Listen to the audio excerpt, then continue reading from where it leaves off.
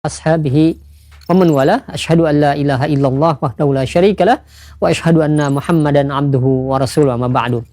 Ikhlal Islam ma'azakumullah, para pemirsa dan pendengar Roja dimanapun Anda berada.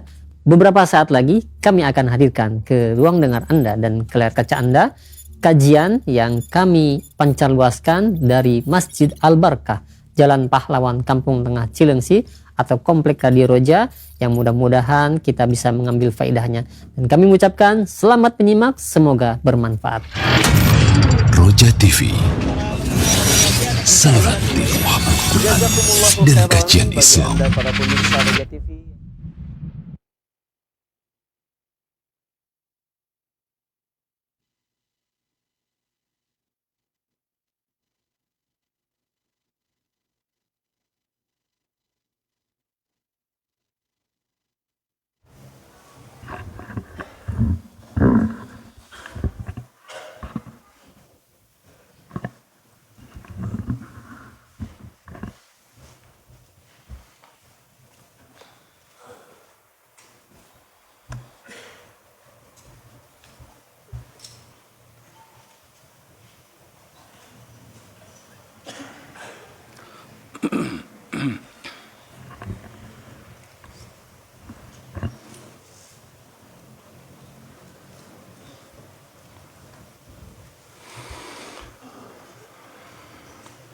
Assalamualaikum warahmatullahi wabarakatuh. Bismillahirrahmanirrahim. Innal hamdalillah nahmaduhu wa nasta'inuhu wa nastaghfiruh wa na'udzu billahi min shururi anfusina wa sayyiati a'malina. Man yahdihillahu fala mudilla lahu wa man yudlil fala hadiya lahu. وأشهد أن لا إله إلا الله وحده لا شريك له وأشهد أن محمدا عبده ورسوله. يا أيها الذين آمنوا اتقوا الله حق تقاته ولا تموتن إلا وأنتم مسلمون. يا أيها الناس اتقوا ربكم الذي خلقكم من نفس واحدة وخلق منها زوجها وبث منهما رجالا كثيرا ونساء واتقوا الله الذي تساءلون به والأرحام إن الله كان عليكم رقيبا. يا أيها الذين آمنوا اتقوا الله وقولوا قولا سديدا يصلح لكم أعمالكم ويغفر لكم ذنوبكم ومن يطع الله ورسوله فقد فاز فوزا عظيما. أما بعد، فإن أصدق الحديث كتاب الله وأحسن الهدي هدي محمد صلى الله عليه وعلى آله وسلم وشر الأمور محدثاتها وكل محدثة بدعة وكل بدعة ضلالة وكل ضلالة في النار. Alhamdulillah, kita bersyukur pada Allah Subhanahu wa taala pada hari ini Sabtu malam Ahad, malam yang ke-22 dari bulan suci Rajab 1447 Hijriah, bertepatan dengan 10 Januari 2026. Kita kembali dimudahkan oleh Allah Subhanahu wa taala untuk duduk bersama di Masjid Jami' Al-Barkah dalam sebuah kajian membaca kitab Usulud Da'wah Salafiyah, pokok-pokok dakwah salaf, yang ditulis oleh Fadilat Syekh Dr. Abdus Salam bin Barjas Al-Abdul Karim rahimahullah.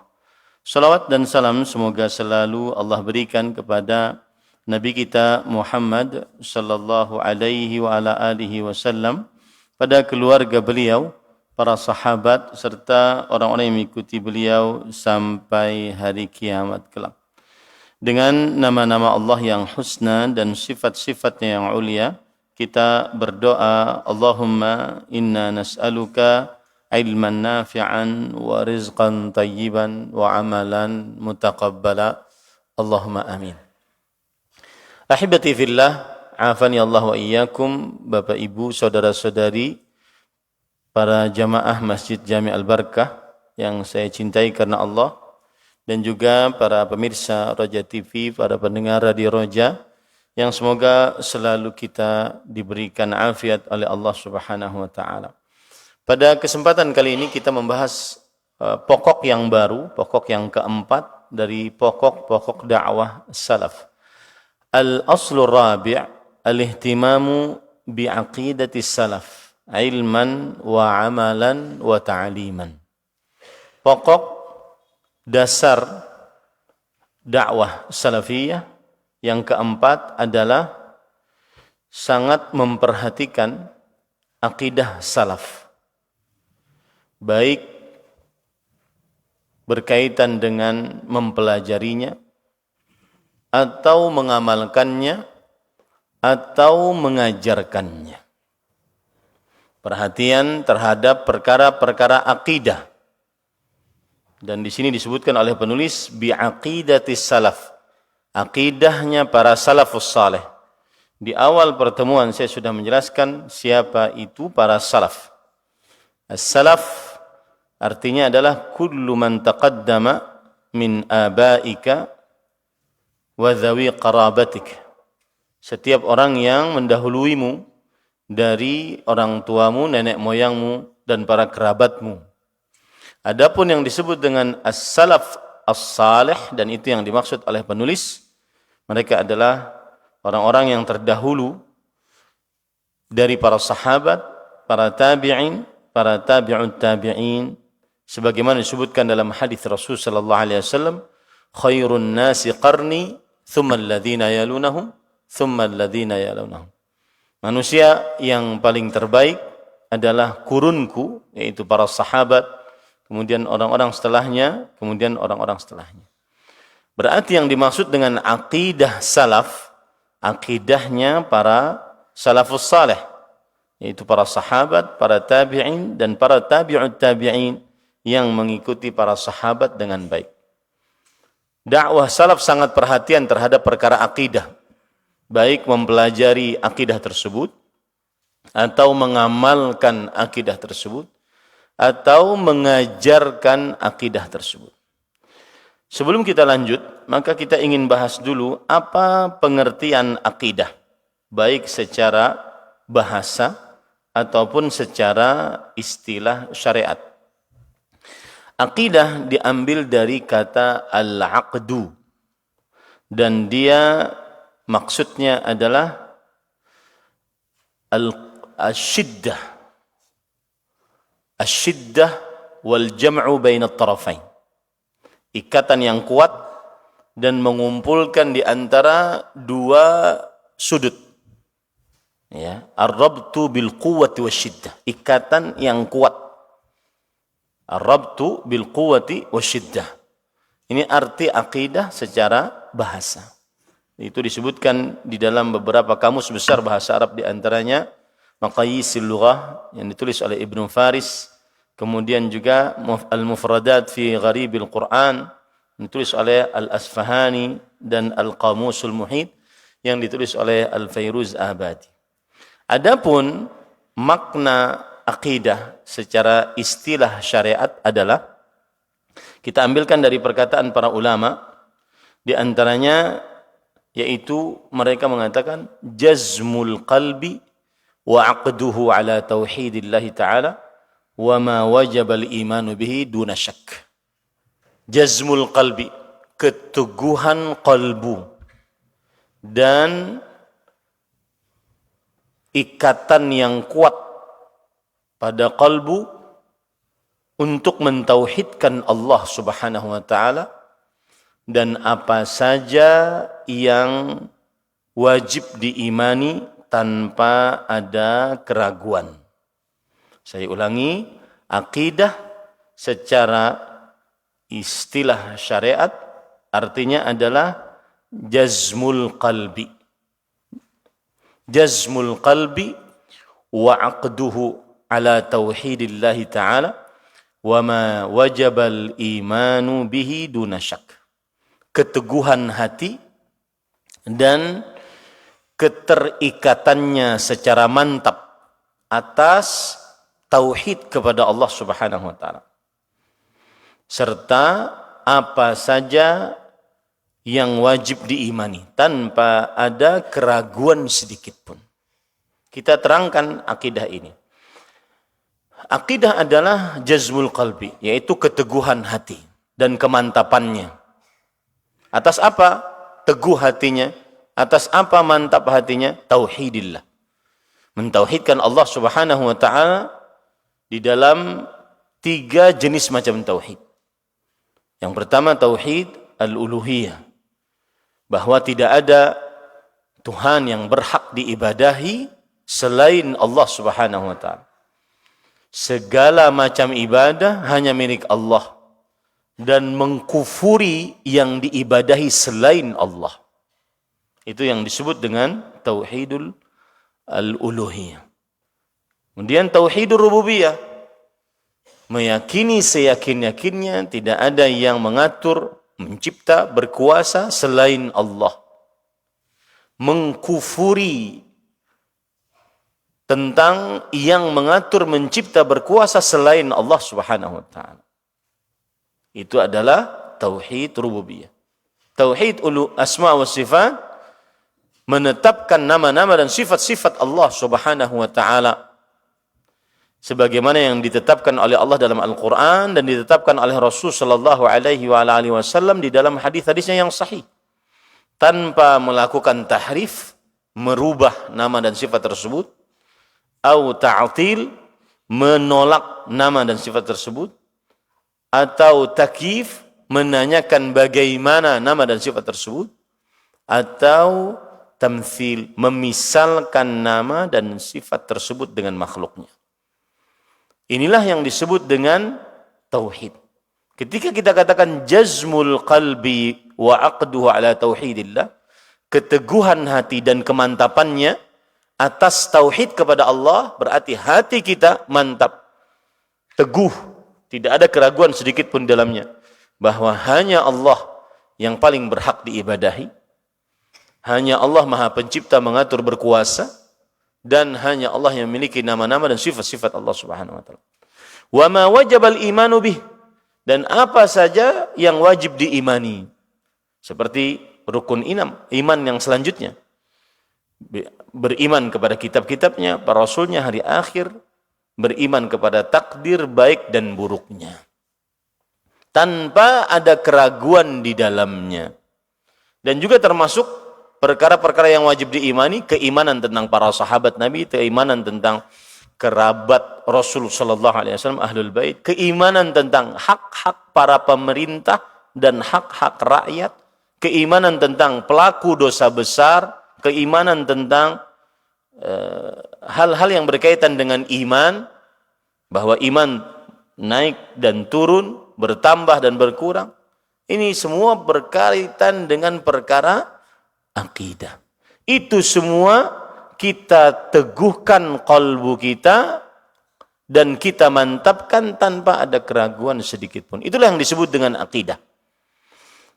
Nah, ketika digandengkan dengan kata salaf, berarti apa saja yang diteguhkan oleh para salafus saleh di dalam kalbu mereka yang berkaitan dengan tauhid kepada Allah Jalla fi'ula, dan juga apa saja yang berkaitan dengan keimanan-keimanan yang sudah disebutkan tadi, tanpa ada keraguan sedikit pun di dalamnya.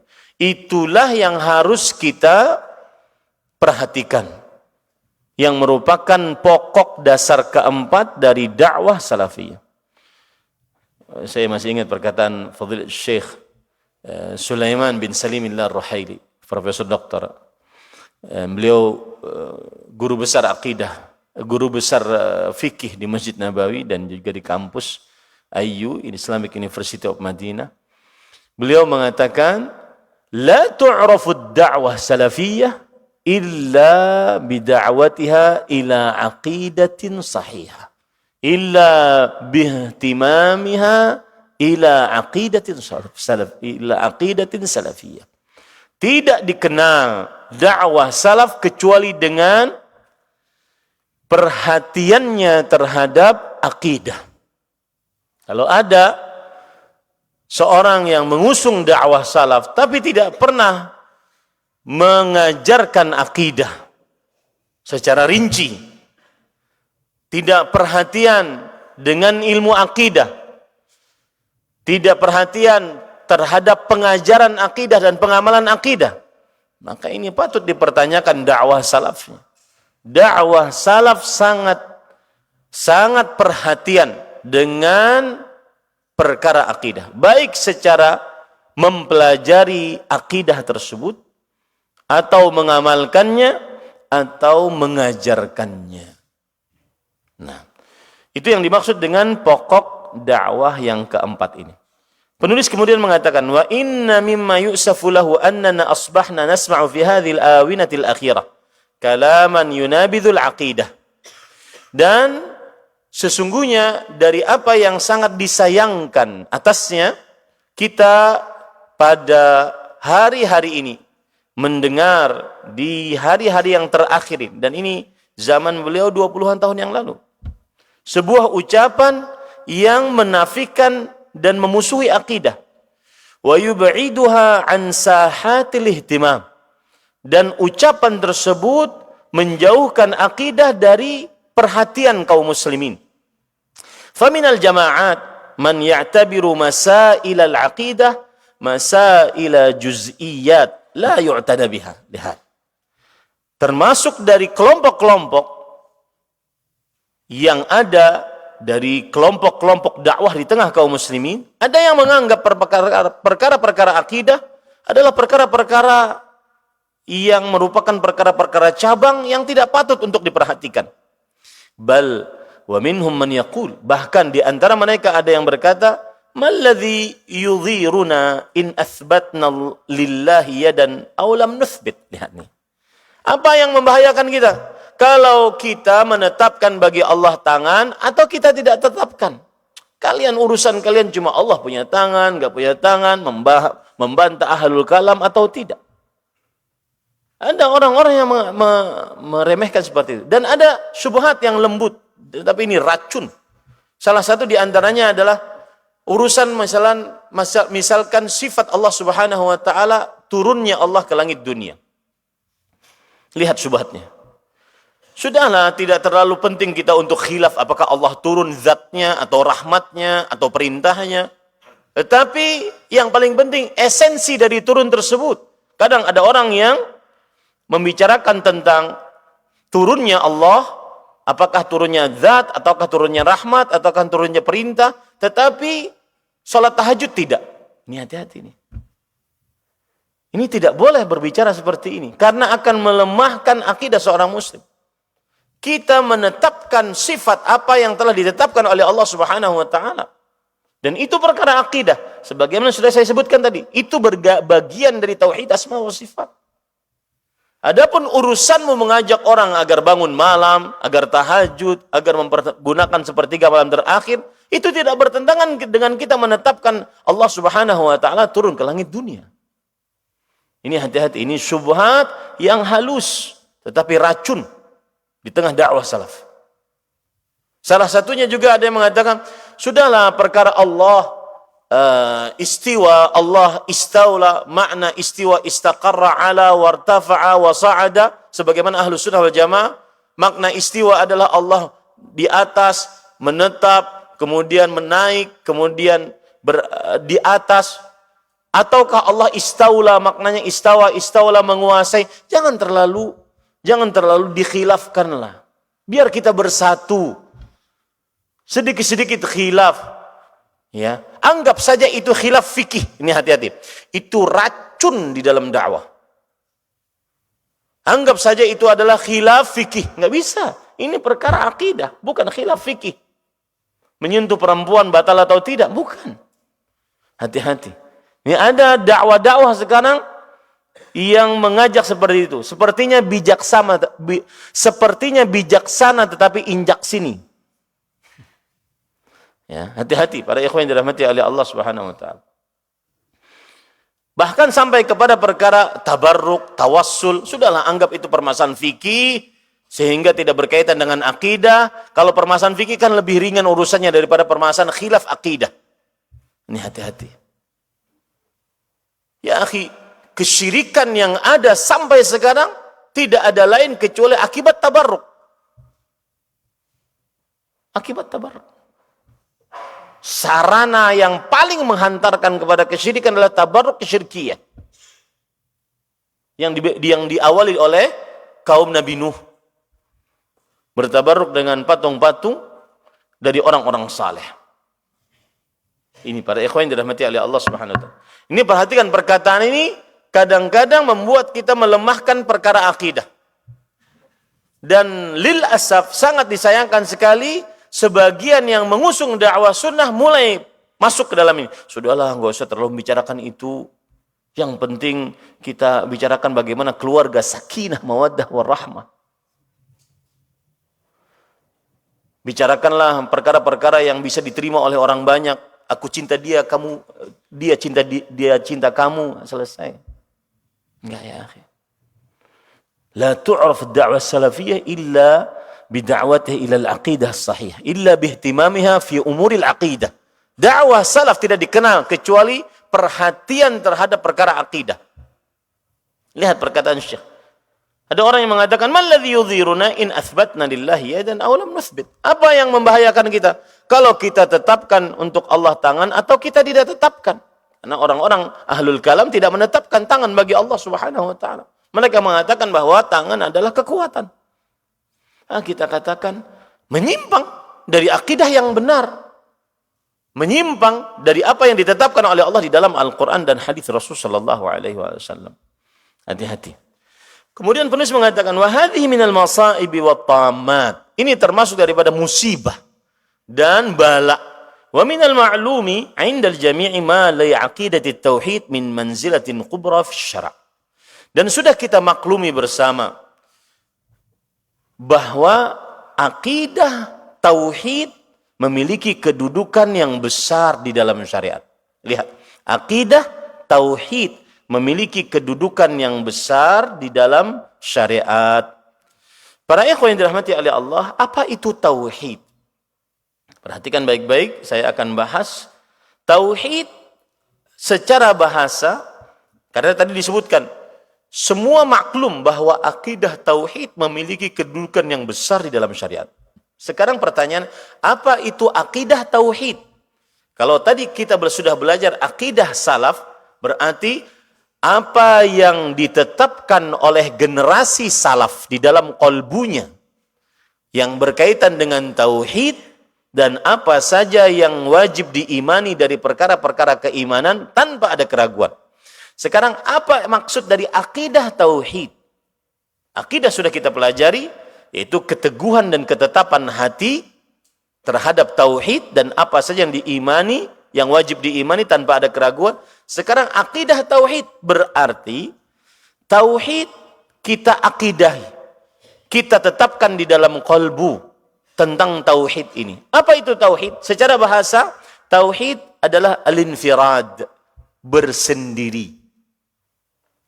Bersendiri.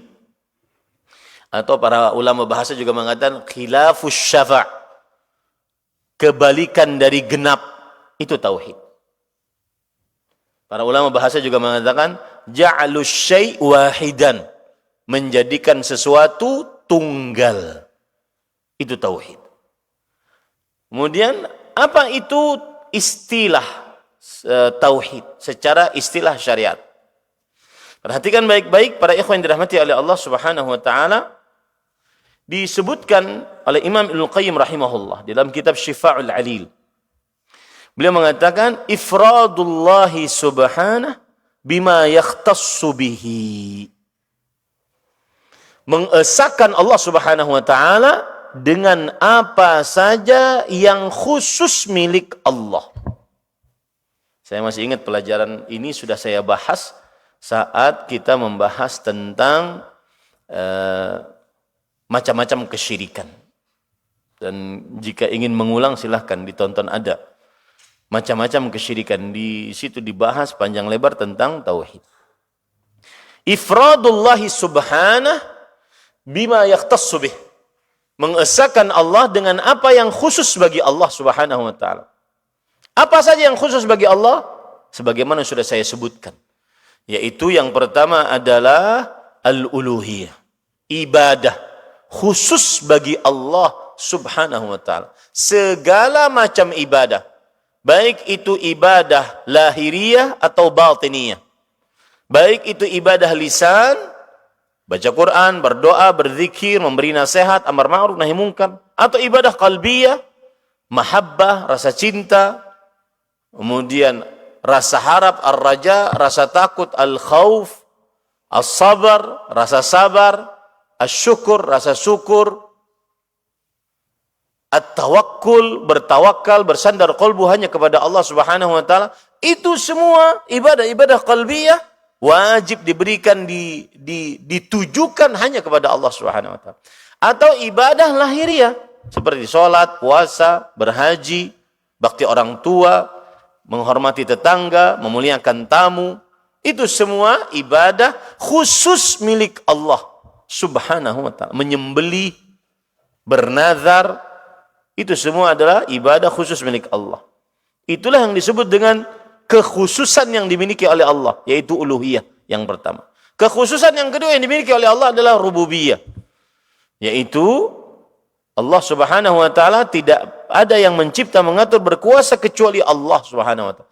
Alhamdulillahi rabbil alamin. Segala puji hanya milik Allah, Rabb semesta alam. Rabb semesta alam. Allah Subhanahu wa taala berfirman, ala lahul khalqu wal amr.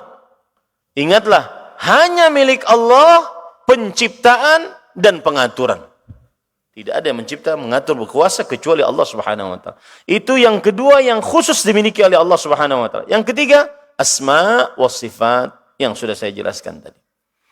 Nah, berarti ketika penulis mengatakan wa minal ma'lum 'indal jami' ma li'aqidati tauhid min manzilatin kubra fi syara'. Dan sudah dimaklumi menurut semua dari kita bahwa akidah tauhid memiliki kedudukan yang besar di dalam syariat.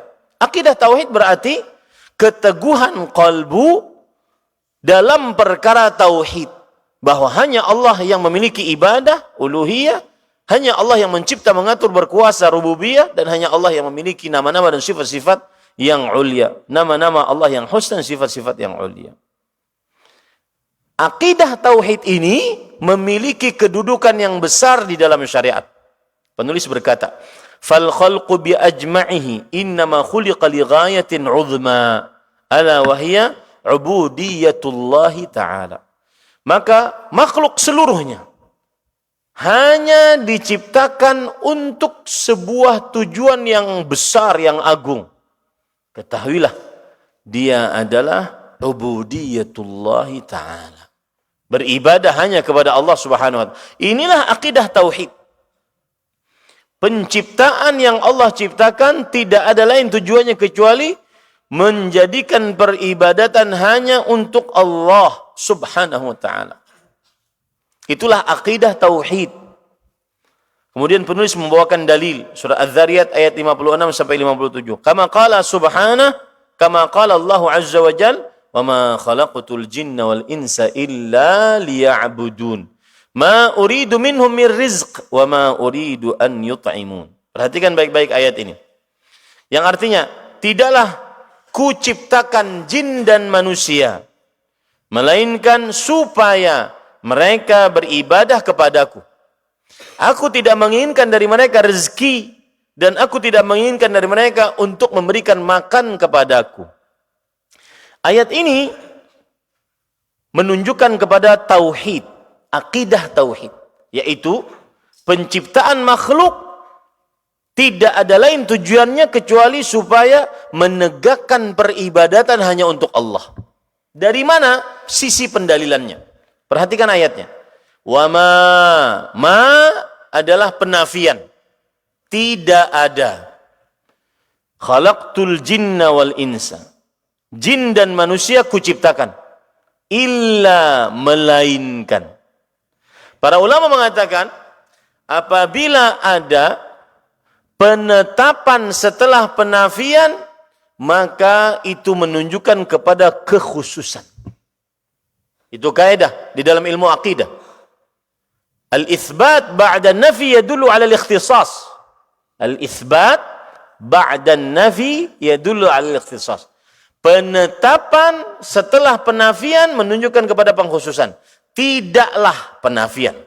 Kuciptakan jin dan manusia, melainkan penetapan. Supaya mereka beribadah kepadaku. Artinya, penciptaan jin dan manusia khusus tujuannya hanya untuk menegakkan peribadatan kepada Allah Subhanahu wa taala. La ghair, tidak ada lainnya tujuannya. Dan ini tauhid. Dan ini apa? Tauhid. Taib. Kemudian para ikhwan yang dirahmati oleh Allah Subhanahu wa taala, faedah juga di dalam ayat ini, Az-Zariyat ayat 56, setiap kata ibadah, dan ini faedah dari Abdullah bin Abbas radhiyallahu anhuma. Ahli tafsir di generasi sahabat. Setiap kata ibadah yang berkaitan dengan ibadah, maka maksudnya adalah tauhid. Garis bawah itu baik-baik. Saya ambil contoh sekarang. Ayat pertama dalam Al-Quran yang berupa perintah. Antum baca surah Al-Fatihah nggak ada perintah di situ. Antum baca surah Al-Baqarah dari ayat 1 sampai 20 tidak ada perintah di situ. Ayat yang ke-21 baru ada perintah. Ya ayyuhan nas u'budu rabbakumul ladzi khalaqakum. Wahai manusia, beribadahlah kalian, perintah. Dan kaidahnya tadi apa? Setiap kata ibadah di dalam Al-Quran menunjukkan kepada apa? Tauhid. Berarti boleh kita terjemahkan dan kita maknai, wahai manusia, tauhidkanlah Allah, Rabb kalian yang telah menciptakan kalian. Setiap kata ibadah di dalam Al-Quran menunjukkan kepada tauhid. Seperti ayat ini, illa liya'budun. Kata Abdullah bin Abbas, illa liyuwahidun. Tidaklah kuciptakan diri manusia melainkan supaya mereka mentauhidkan aku. Setiap kata ibadah menunjukkan kepada tauhid. Allah juga berfirman dalam surat Az-Zariyat, "Wa ma umiru illa liya'budullaha mukhlishina lahu." Tidaklah mereka diperintah kecuali melainkan supaya mereka beribadah dengan ikhlas hanya untuk Allah dalam mengerjakan ketaatan. Beribadah di sini maksudnya apa? Mentauhidkan Allah Subhanahu wa taala. Itu faedah dari ayat ini. Faedah yang pertama, saya ucapkan tadi, bahwa setiap kata penetapan dan sebelumnya peniadaan menunjukkan kepada apa? Pengkhususan. Pengkhususan itulah tauhid. Seperti kalimat tauhid. Kalimat thayyibah, la ilaha, peniadaan. Illallah, penetapan. Menunjukkan bahwa hanya Allah yang khusus berhak menjadi ilah. Tidak ada selainnya. Itu kaidah. Kemudian faedah yang kedua, yang sudah saya sebutkan tadi, bahwa Abdullah bin Abbas radhiyallahu anhu menyatakan setiap kata ibadah dalam Al-Quran maksudnya adalah mentauhidkan Allah Subhanahu wa taala. Baik.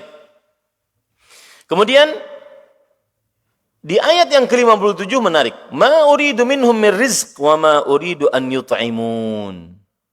Para ulama menyatakan ada faidah di dalam ada hubungan, keterikatan antara kekuatan tauhid kepada Allah dengan kelancaran rezeki. Semakin besar tauhidmu kepada Allah, maka semakin Allah mencukupkan keperluanmu. Makanya Imam Ibnu Qayyim berkata, "Fama dufi'at syada'idud dunya bimithli tauhid." Tidak pernah kesulitan-kesulitan dunia ditolak, dihilangkan, yang lebih dahsyat menghilangkannya selain tauhid. Tauhid adalah amaliyah untuk mendatangkan kecukupan hidup di dunia, mendatangkan kenyamanan hidup di dunia, kelapangan hidup di dunia.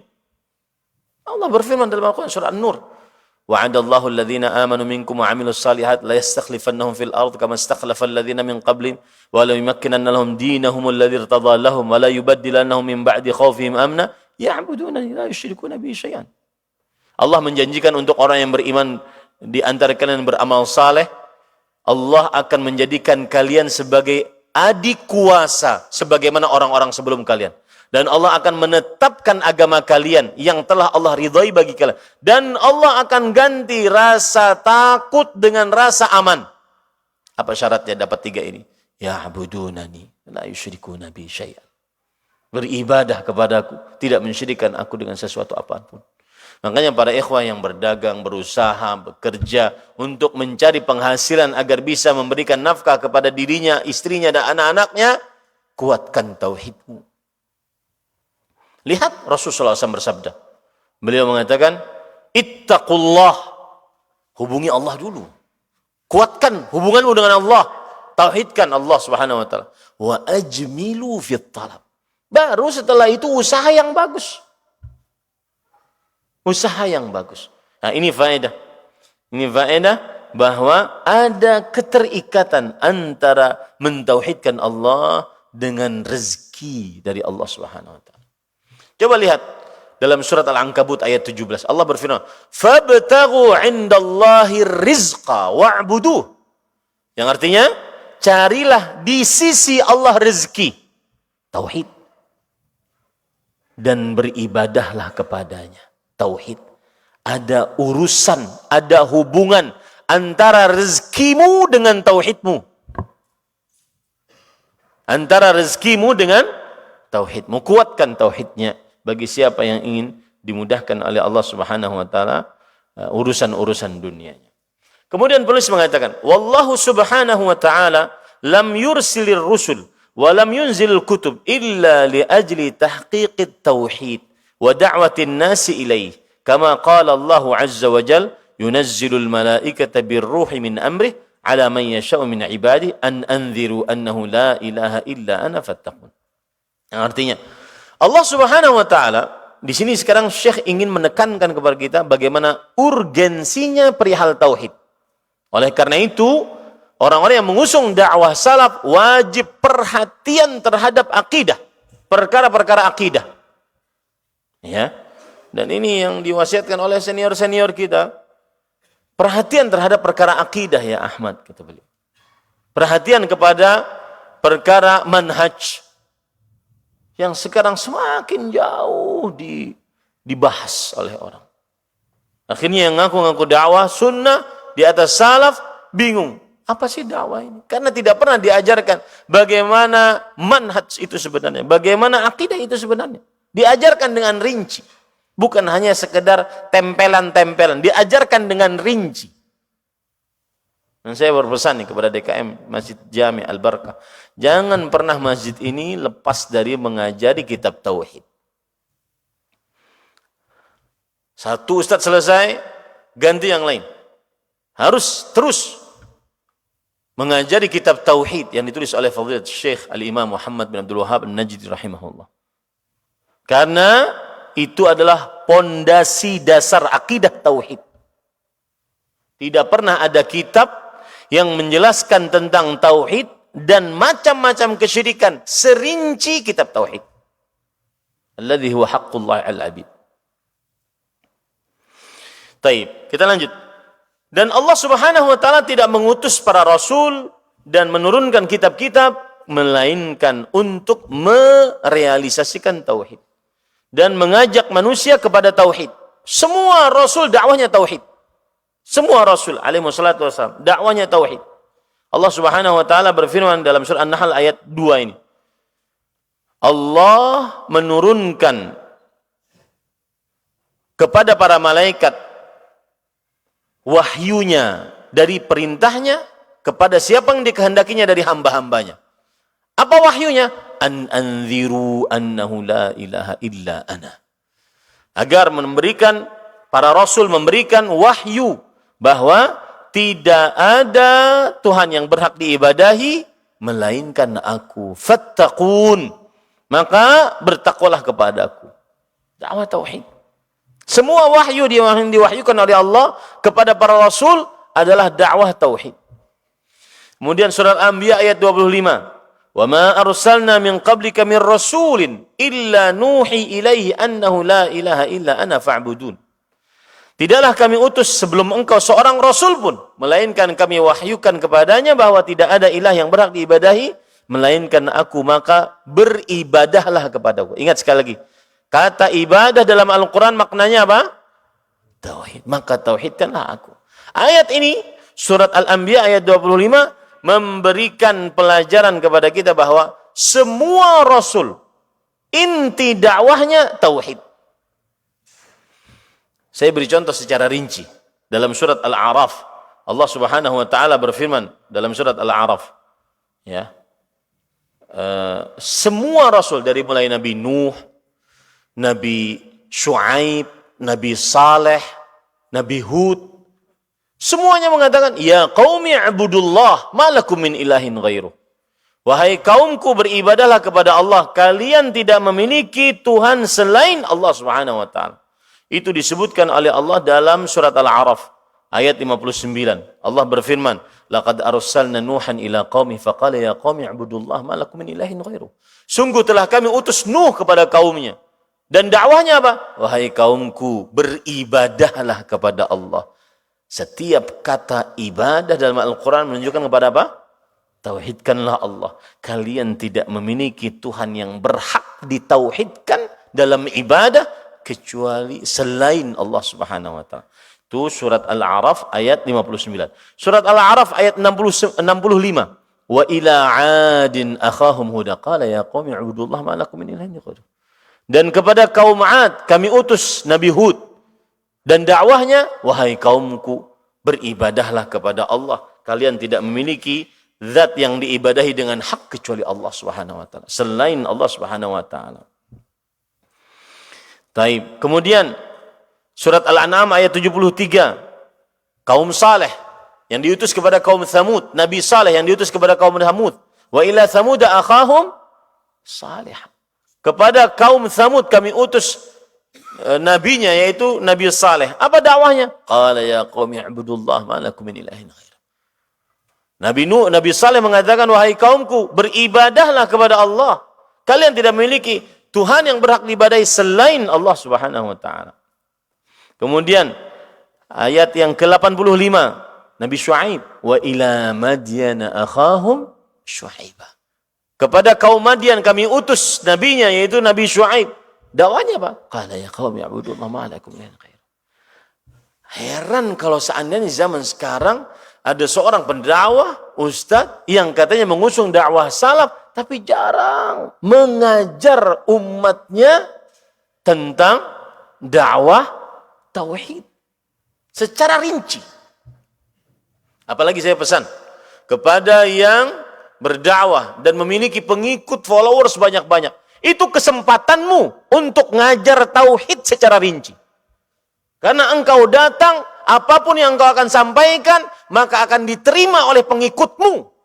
Kesempatanmu. Tidak semua orang diberikan pengikut yang banyak. Paham?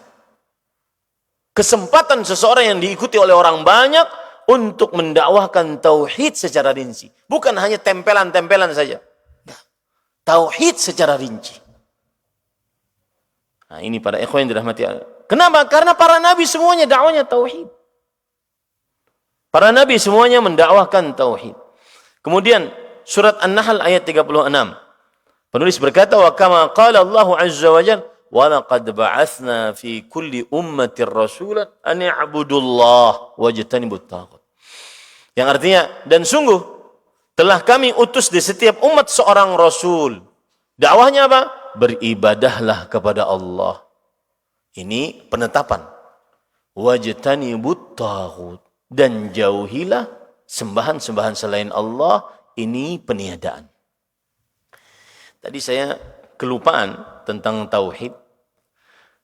Tauhid rukunnya dua. Rukun tauhid itu dua. Yang pertama adalah peniadaan. Meniadakan Tuhan yang disembah selain Allah. Itu ada pada kata la ilaha. Ini rukun peniadaan, atau dalam bahasa Arabnya an-nafyu. Dan rukun peniadaan ini sangat penting. Kita harus mengkufuri Tuhan selain Allah. Tidak bermanfaat tauhid seseorang, akidah seseorang tanpa mengkufuri Tuhan selain Allah. Kalau ada yang mengatakan begini, saya sholat karena Allah, berdoa kepada Allah semata, tiada sekutu bagi Allah. Tapi saya anggap orang-orang Nasrani, Yahudi, mereka tujuannya sama, jalannya aja beda, agak jauh dikit. Ini enggak manfaat akidahnya. Tidak manfaat la ilaha illallahnya. Tidak manfaat tauhidnya. Kenapa? Karena konsekuensi nafyu, peniadaan. Tuhan yang diibadahi selain Allah adalah al-kufru bima yu'badu min dunillah.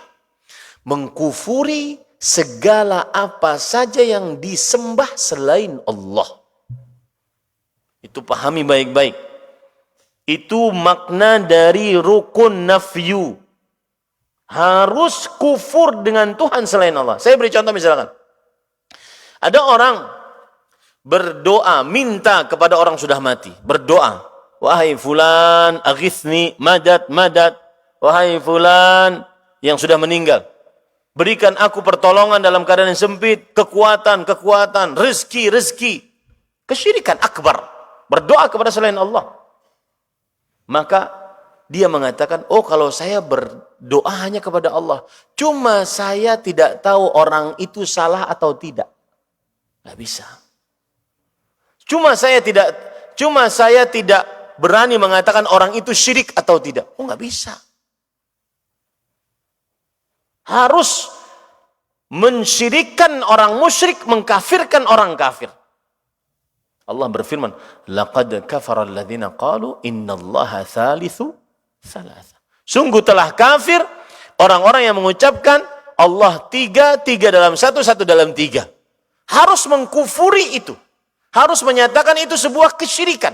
Kalau dia ragu meskipun dia bertauhid, beribadah hanya kepada Allah, berdoa hanya kepada Allah, bertawakal hanya kepada Allah, tapi ragu dengan kesyirikan orang musyrik, tidak menafikan Tuhan selain Allah, tidak mengkufuri yang diibadahi selain Allah, maka tidak manfaat tauhidnya. Paham para ikhwah? Hati-hati. Ini rukun yang pertama, an-nafyu. Apa arti an-nafyu? Peniadaan. Apa maknanya? Meniadakan yang diibadahi selain Allah. Konsekuensinya apa? Harus mengkufuri Tuhan yang diibadahi selain Allah. Siapapun, apapun. Yang kedua, al-itsbat. Rukun yang kedua dari la ilaha illallah adalah al-itsbat. Yaitu pada kalimat illallah. Hanya Allah yang diibadahi dengan benar. Dengan hak. Ini rukun namanya al-itsbat. Penetapan. Dua rukun ini, an-nafyu dan al-itsbat, peniadaan dan penetapan, dia mutalaziman. Dia saling berkaitan satu dengan yang lainnya. Tidak bisa ditinggalkan salah satunya. Kalau ditinggalkan salah satunya, maka akan tidak sempurna tauhidnya. Kenapa saya ingat itu? Karena ayat tadi surah An-Nahl ayat 36. Lihat ayatnya. Walaqad ba'atsna fi kulli ummatin rasula an ya'budullah wajtanibut taghut. Sungguh telah kami utus di setiap umat seorang rasul. Hendaklah mereka beribadah kepada Allah. Ini rukun apa? Hendaklah mereka beribadah kepada Allah. Rukun apa? Itsbat. Menetapkan ibadah hanya kepada Allah. Wajtanibut taghut. Menjauhi peribadatan kepada selain Allah. Kufur kepada Tuhan selain Allah. Ini rukun apa? Peniadaan. Nah. Kemudian penulis mengatakan wa awwalu amrin fil Qur'anil Karim qaulullah azza wa jalla ya ayyuhan nasu u'budu rabbakumul ladzi khalaqakum wal ladzina min qablikum la'allakum tattaqun. Dan perintah pertama dalam Al-Qur'an tauhid. Sebagaimana sudah saya sebutkan, Al-Baqarah ayat 21. Wahai manusia, beribadahlah kalian kepada Rabb kalian yang telah menciptakan kalian dan orang-orang sebelum kalian agar kalian bertakwa. Apa pelajaran dari ayat ini? Perhatikan baik-baik. Yang pantas mendapatkan ibadah adalah yang mencipta. Imam Ibnu Katsir mengatakan al-mustahiqqu li hadhihi al-ibadah al-khaliqu huwa al-mustahiqqu lil ibadah. Yang menciptalah yang paling berhak untuk diibadahi. Berarti selain pencipta tidak berhak untuk diibadahi. Sedikjaya apapun kesaktiannya tidak boleh diibadahi. Ya, hanya yang mencipta dan tidak ada lain kecuali Allah yang mencipta yang paling berhak diibadahi. Karena Allah berfirman, "U'budu rabbakumul ladzi khalaq." Beribadahlah kalian kepada Rabb kalian yang telah menciptakan kalian. Hanya pencipta yang paling berhak untuk diibadahi. Al-khaliqu li hadhil asya' huwal mustahiqqu lil ibadah, kata Imam Ibnu Katsir rahimahullah. Mencipta seluruhnya ini dialah yang paling pantas untuk diibadahi. Dan di sini ada faedah sebelum azan. Faedahnya adalah tauhidul uluhiyah yastalzimu tauhidur rububiyah yastalzimu tauhidal uluhiyah. Apa artinya?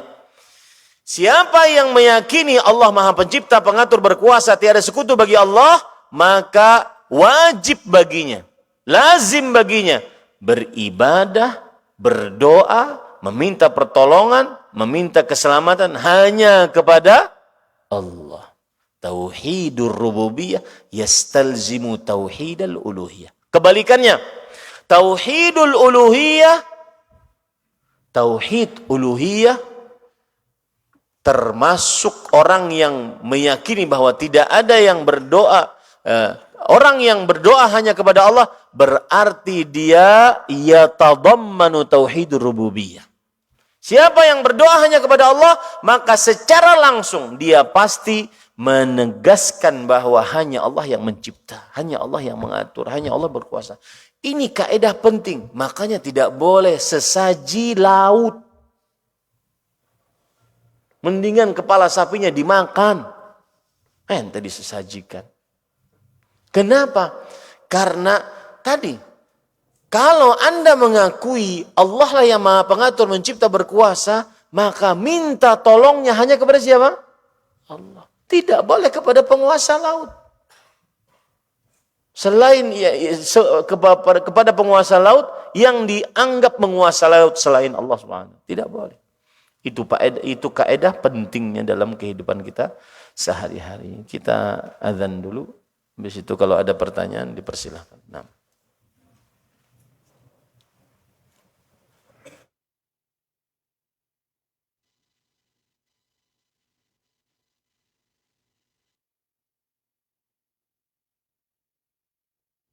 Ikhwatal Islam, untuk selanjutnya kita simak dikumandangkannya adzan untuk sholat Isya bagi daerah Jakarta dan sekitarnya.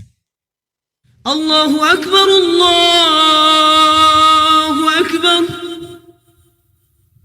Allahu Akbar, Allahu Akbar.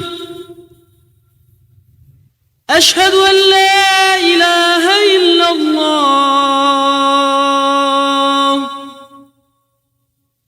أشهد أن لا إله إلا الله. أشهد أن محمدا رسول الله.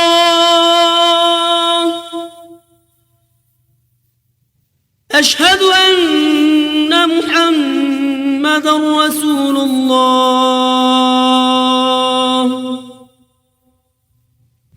حي على الصلاة.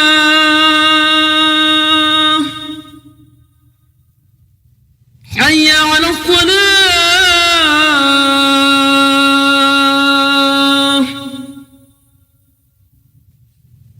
حي على الفلاح.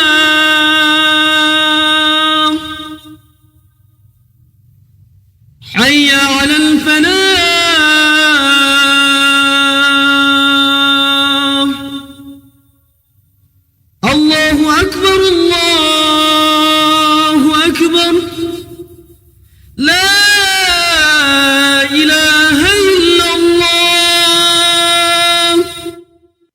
اللهم صل على محمد وعلى آل محمد كما صليت على آل إبراهيم إنك حميد مجيد.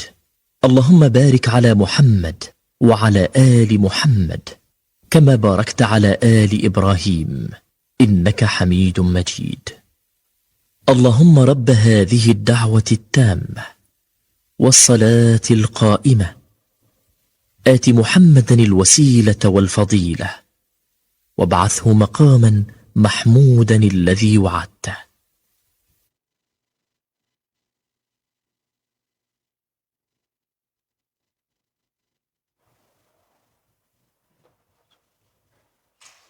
Baik, kita jawab sekitar 10 menit sebelum iqamah. Ada pertanyaan? Apakah orang yang sholat di saf pertama setelah itu di pertengahan sholatnya dia batal? Entah karena kentut atau yang lainnya. Pertanyaannya, apakah dia tetap mendapatkan keutamaan saf pertama? Jawabannya adalah iya.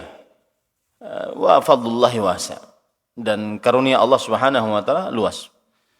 Selama dia sudah di saf pertama, maka dia masuk ke dalam hadis-hadis Rasul sallallahu alaihi wasallam tentang keutamaan saf pertama. Seperti misalkan, innallaha wa malaikatahu yusholluna 'alas sufufil awwal. Sesungguhnya Allah Subhanahu wa taala dan para malaikatnya bersolawat atas orang-orang yang di saf pertama. Kemudian juga Rasulullah SAW bersabda, "Lau ya'lamuna ma fin nida wa saffil awal, thumma istahamu, thumma lam yajidu illa an yastahimu lastahamu alaih."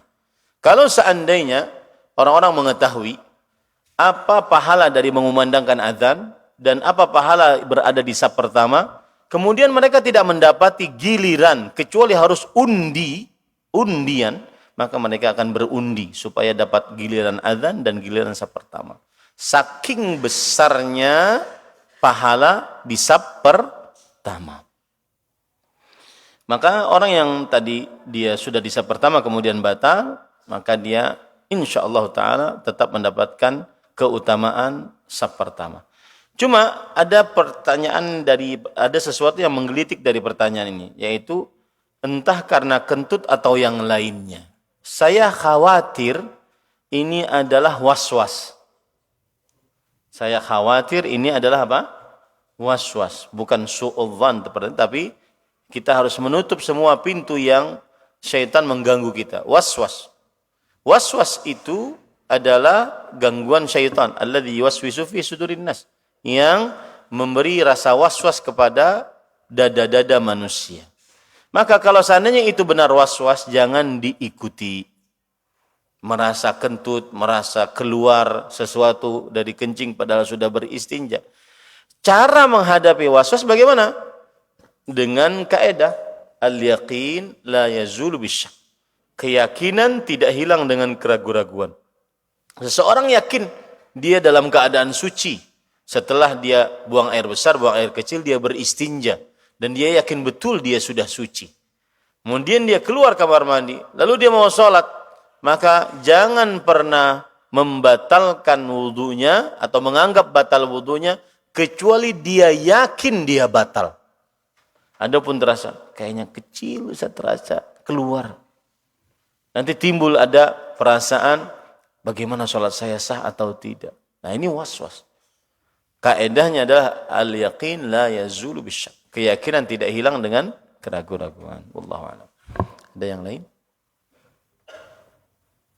Tidak ada? Lapar antum? Baik. Ini yang bisa disampaikan. Subhanakallah bihamdik. Asyhadu an la ilaha illa anta astaghfiruka wa atubu ilaik. Wa sallallahu nabiyana Muhammad walhamdulillahi rabbil alamin. Wassalamualaikum warahmatullahi wabarakatuh.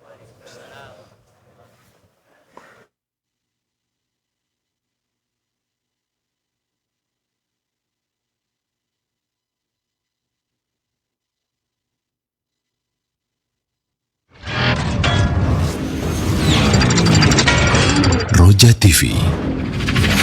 Demikianlah ikhwatal Islam ma'azakumullah, para pemirsa dan pendengar Roja dimanapun Anda berada, kajian ilmiah yang telah kami hadirkan dan kami telah pancarluaskan dari Masjid Al-Barakah, Jalan